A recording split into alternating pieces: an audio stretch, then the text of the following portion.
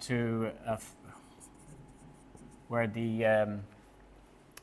you kind of separate it, but you have it written as a different function or different looking function with y over x, where you can divide where y is divided by x.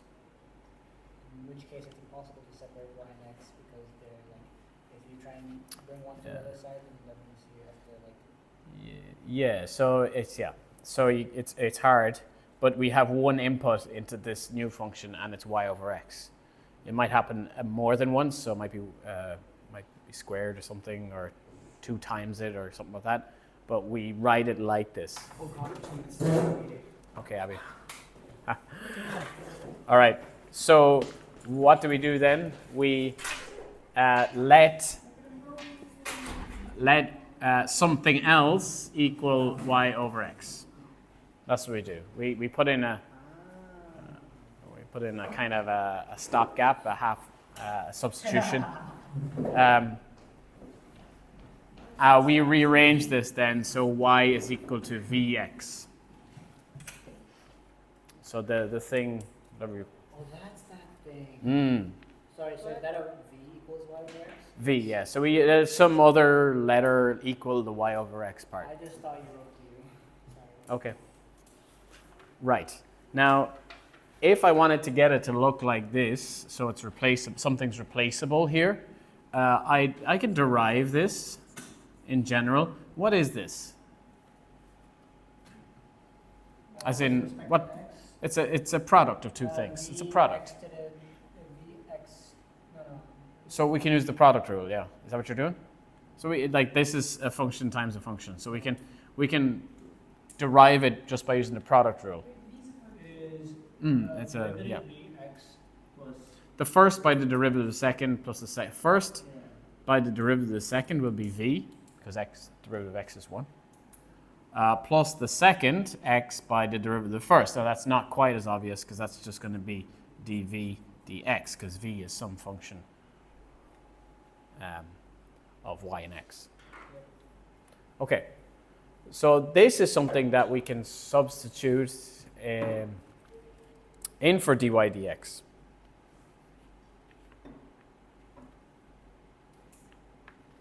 Wait, I think it might have been that question. It might have been this one you were trying. Yeah. So this is like a more complicated differential equation. Yes. So just make your lives harder. It's not me doing it to you. Well, But I didn't necessarily say that you were the one. oh, okay, but yeah. Life's tough. All right, now let's look at an example, because I can go on with theoretically, but I think the example actually suits it better. So let's look at an example question. We come back to this then, how we substitute that in, how do we use that part of the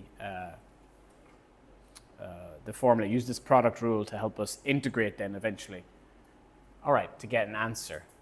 So let's use this question. So we have dy dx is equal to x plus 2y over x. This at the moment is kind of in this stage, where it's just a function, x and y. It's going to be pretty tricky to separate them because they're both divided by x. But we can write it in some function where y over x is the input. I think you hopefully can see that that's 1 plus 2 times y over x. If I divide x into both terms, I could separate this into x over x plus 2y over x. Dylan? Yeah. No, it makes sense. It's just that you said hopefully you can see that, and I intuitively can't not see that. I need to do a lot of processing. Oh yeah, you're processing it to see it. Yeah, that makes sense. Okay. Right, and then we take a little pause break. If you want. Yeah, you just sit back, put your feet on the desk, and go. Shove in. Yeah. And then we're doing this thing. So v, you don't have to write this every time, but it's good to remember. V is y over x. Therefore, y is vx. Where did the x over x go? It's 1. It became 1. To cancel that. Anything divided by itself. That one. That's right. You knew that. And then I can do my derivative here. Because this is not a formula in the formula booklet, it might be nice to do this every time. It's quite easy. The first by The booklet says y equals dx, and that's all it says. yeah, it's not very helpful. And then you have this, and Sarah's having a sleepy day. Okay, so we have this. What do we do with this then? Well, this is going to replace this. Well, actually, this one. So this is dy dx, and we have dy dx here. Just leave it there. It's okay. So I'm going to now write v plus x dv dx is equal to 1 plus 2 y over x. But of course, y over x isn't y over x. Y over x is v. Now what's happened here? It's a bit like substitution. We've replaced every y with a v or an x or a combination. So this we said was v, and dy dx now is this. That's what this little mid section was for, so I can replace. And now, Just give us v plus x dv dx. do they give you that? Well, they kind of do. They give you the product rule. They give you this, which is not very helpful, really. So that's why I like to just make sure you remember if homogeneous, you're going to have to do the product rule here with this thing. All right. So this is now separable. We can get the v's on one side and the x's on the other side. X dv over dx equals 1 plus v. Yeah, so a subtraction of v from both sides leaves me with 1 plus v, I think. So this v subtracts over here, and 2 v's come down to 1 v. Now this almost always happens as well. Degree with respect to dx? We're not quite there yet. There's an issue, because there's a v dv here. If I did this with respect to x, Oh, dv with dv would be stuck here with Yeah, the x. And that's not right. We don't want that. And this would be integrated with respect to x, but it's a function of v. So what I'm going to do is I'm going to do some divide both sides by 1 over v, and divide both sides by divide both sides by 1 plus v, and divide both sides by x. So what happens is this is going to divide down here, and this is going to cross down here. You can think of cross multiply if you like that. 1 over 1 plus v equals dv dx, if you will, equals 1 over x. So divided both sides by 1 plus v, and divided both sides by x. At the same time. At the same time, yeah. Is that possible? Of course it's possible, yeah. I mean, you can do them one at a time. Yeah, you do that. You do that all the time with fractions. If that is equal to 7 over 6, you go, oh, that's 6x is equal to, so you're dividing both sides. You do it all the time. Okay? Now I'm going to integrate both sides with respect to x. Now I should have written these further apart, so I just will. So I'm just going to integrate with respect to x. And these x's Or did you just divide by 1? now cancel. So I actually integrate this side with respect to v, because the dx's cancel. I have a question. Do you Yeah. have to write dx every single time? You should, yeah. Will they mark you down if you don't? They may not, because it might be just part of a question where you're just rushing and you haven't written it, but it's good practice, yeah. It's also important for things like It's this important to here, not be yes. this. So the dx's will cancel here.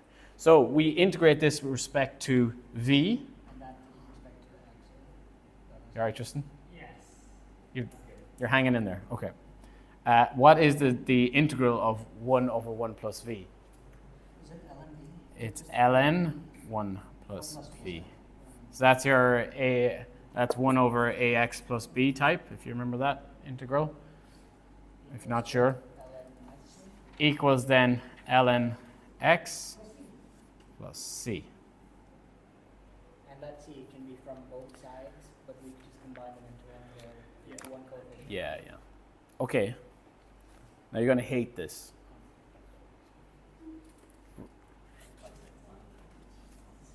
And solve. We want to be able to put in y, Shove in y, that's right. y over x again. And v equals So There's another. it's not good. So remember, when we get the answer to these, we want to write y equals, which means we're going to have to get rid of the ln, That's fine, just cross it. which we can't do because of the c, the annoying c here at the end. It makes C. Which, well, you're very, very much on track. We're going to call C would be ln of a different number. And they usually use the capital letter A. Oh, and we'll keep it. You, you could call it that, but we just say it's going to be some constant as well. It's still a constant number. It's not going to be the same number as this, but we don't want to write, we can't combine it until it's an ln. I mean, it would be the same as e to the c. But it's just easier with a letter. And now what have I done? Well, I've combined these two ln's using the addition rule of logs, multiplied them, because I know that this is ln A. C is not C anymore. So this is a bit that might get confusing. A is just another constant number, but we just still don't know what it is. Yes? Would they mark me down for writing e to the c? Would they mark you down? Are you getting to the correct answer? Yeah, it would be e to the c. Yeah. Like Yeah, I don't see why they wouldn't. ln e to the c is equal to c. Okay. Yeah, I just would prefer A because then it's easier to calculate at the end. Why not? I think you'll get the same answer, I yeah. just don't like. We'll test it in a second. I just want to. That's how I feel about ln. But in it makes more sense to me. Okay, I'll actually finish it over this side. All right, we'll try to finish it in this box over here. So we know that the ln's now can go away. Now they can go. Now they go away. We get v plus 1, or 1 plus v is equal to a times x. And now now we're okay to sub back in the y over x. We could have subbed it back in here, but it's going to be messy until we did the c. We dealt with this, so we dealt with this first, and then we sub back in. Ax squared minus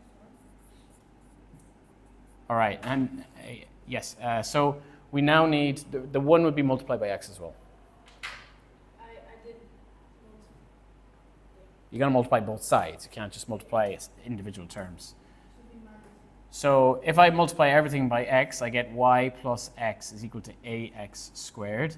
So y is equal to ax squared minus x. And remembering a is some constant. We still don't know what it is. It's some constant that's not the same number as c, but it's still a constant. We still don't know what it is. E to the c. See, this would be a lot easier if you just wrote it as e to the c, so you didn't have to think through the whole thought process and remember what a is. Okay. I'm just saying. No, he actually is right. That'd be a lot. Yeah, okay. Well, You can use your new letters, but I prefer e to the c. okay. Well, let's see. Is it easier with my a or your e to the c? In a second. If y is 3 over 2 and x is 3, find the particular solution. Okay, so we have a general solution here with a constant in it.